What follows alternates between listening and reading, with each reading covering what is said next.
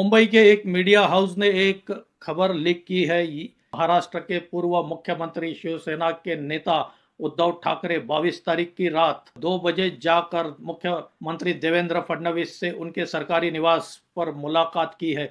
यह मुलाकात करीब 1 घंटे तक चली, ऐसी भी खबर इस मीडिया हाउस ने लीक की है। हालांकि भाजपा की ओर से इस खबर का खंडन किया गया, लेकिन शिवसेना के नेता संजय राउत से जब इस मीटिंग के बारे में पूछा गया तो उन्होंने इसका खंडन करने से इनकार कर दिया। यही नहीं, उन्होंने और सस्पेंस बढ़ाते हुए पत्रकारों से कहा कि आगे देखिए महाराष्ट्र में क्या क्या होता है।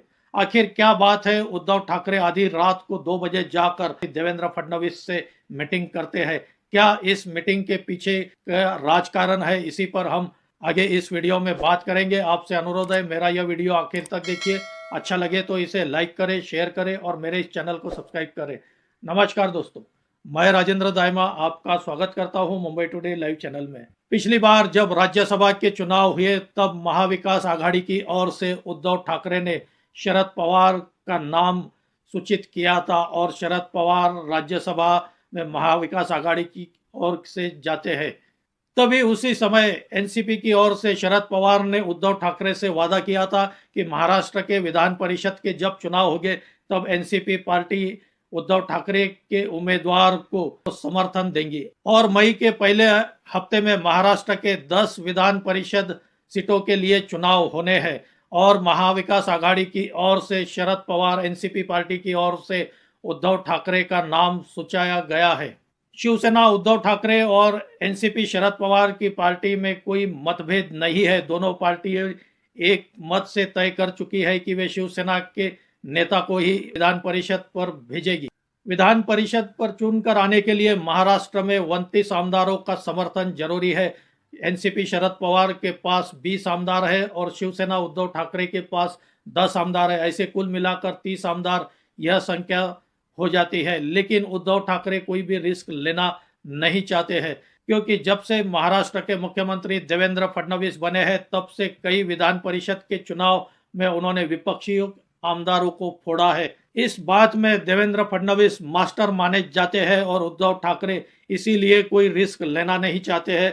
और कहा जाता है कि इसी वजह से उद्धव ठाकरे ने रात 2 बजे जाकर देवेंद्र फडणवीस के सरकारी निवास वर्षा पर मुलाकात की है। और इस मुलाकात में उद्धव ठाकरे ने देवेंद्र फडणवीस से आश्वासन लिया है कि अगर महाविकास आघाड़ी की ओर से उद्धव ठाकरे विधान परिषद के लिए खड़े रहते हैं तो उनकी जीत सुनिश्चित की जाए, उन्हें साथ दिया जाए। ऐसा वचन उद्धव ठाकरे ने देवेंद्र फडणवीस से लिया है, ऐसा कहा जाता है। हालांकि कांग्रेस अगर उद्धव ठाकरे को समर्थन देती है तो उद्धव ठाकरे आसानी से विधान परिषद पर पहुंचते हैं।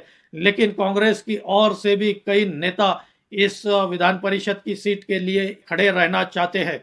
इसमें खुद महाराष्ट्र कांग्रेस के प्रदेश अध्यक्ष हर्षवर्धन सपकाळ और पूर्व मंत्री बाला साहेब थोरात के नाम शामिल है।